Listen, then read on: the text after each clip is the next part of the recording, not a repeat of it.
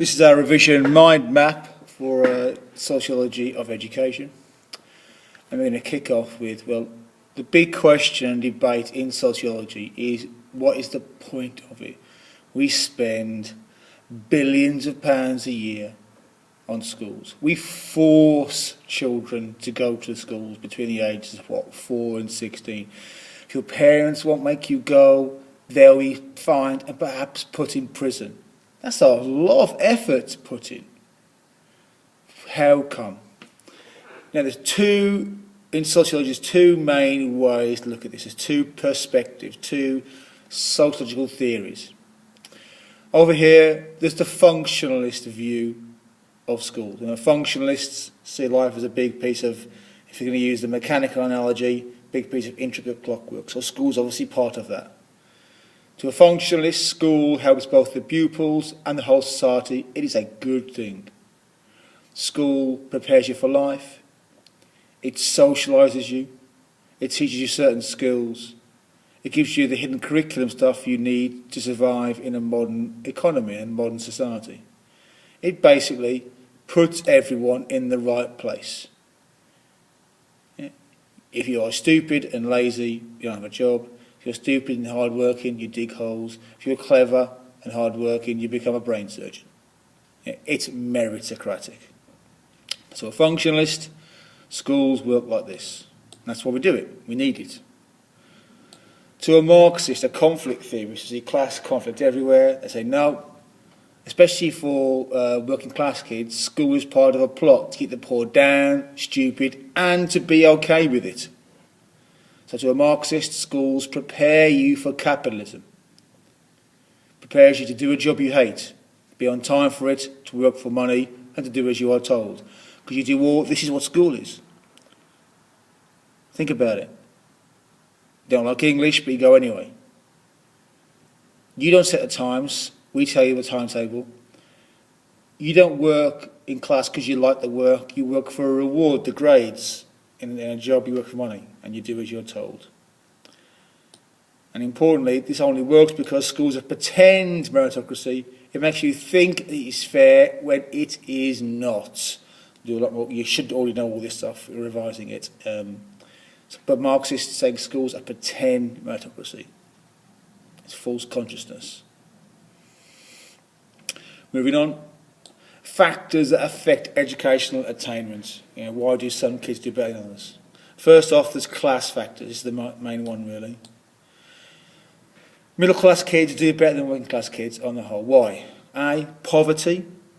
The working class kids are often poorer, therefore they have worse diet, worse conditions to do homework in, etc., etc. Right? There's speech patterns, the way the middle class and the working class speak. School has an elaborated code. The middle class have the same code. Gives them a big advantage when it comes to school. C, bothered. Studies show middle class parents are far more bothered about school and education than working class parents. A good way of looking at this is attendance at parents' evenings. At a posh middle class school, you have 100% attendance, all the parents. At a working class school, between 30 and 50%. And there's cultural capital. All the museum trips, the reading to you, all the extra little bits of help, the tuition, the being bothered about school is cultural capital. Finally, much opportunity hoarding. A lot of the best things the middle class keep for themselves, all the best trips, all the educational stuff, opportunity hoarding. And it could also possibly be teacher expectations and a self-fulfilling prophecy. If a teacher has working class kids, they expect them to do badly. They have middle class kids, they expect them to do well, and that could set up a self-fulfilling prophecy. Other factors, gender. We have cultural expectations. Girls expect to do better now than they used to because they expect a job in the future, that sort of thing. Or you could be looking at the exam system, how the introduction of coursework has really helped girls get better grades. Ethnicity. This is very complex. It could be class in disguise. For ethnic minorities, especially Afro-Caribbean, Black African, do quite badly. but Chinese and Indians do very well. So that's why we're saying it's complex. There's no straightforward connection between ethnicity and educational attainment. Some groups do well, some groups do badly for various cultural reasons. We perhaps think could be class in disguise. Yeah. Setting and streaming. Yeah. The idea with this is it could produce a self-fulfilling prophecy. Remember that? Self-fulfilling prophecy. You put kids in bottom sets, you're saying they're stupid. The teachers expect them to be stupid. Set them easy work. The kids end up being stupid. Teachers say, told you so. And it can also produce an anti-school peer group, all the kids mucking around in bottom sets, because they've found a way of getting status for themselves. Then we've got to look at changes to the school system between 1945 and the present day. So from 45 to the 70s, we had the tripartite system, 11 plus exam when you left primary school, and then that decided which school you went to, secondary modern, grammar or technical. If you remember, technical schools didn't really exist.